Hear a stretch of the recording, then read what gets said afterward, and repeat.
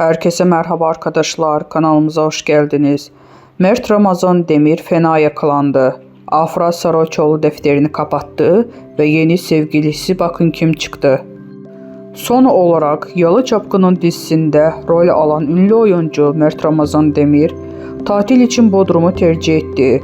Yeni sevgilisiyle dudak dudağa görüntülenen 28 yaşındaki başarılı oyuncu gündemden düşmüyor.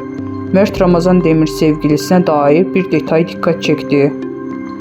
Pek çok sosyal medya kullanıcısı Mert Ramazan Demir'in yeni sevgilisini bir dönem aşk yaşadığı ünlü oyuncu Afra Saraçoğlu'na benzetirken dikkat çeken bir detay da gün yüzüne çıktı. Mert Ramazan Demir'in yeni aşkının yabancı bir model olduğu ortaya çıktı. Bizden bu kadar arkadaşlar. Videoların devamını gelmesini istiyorsanız kanalımıza abone olmayı unutmayalım. Hoşça kalın.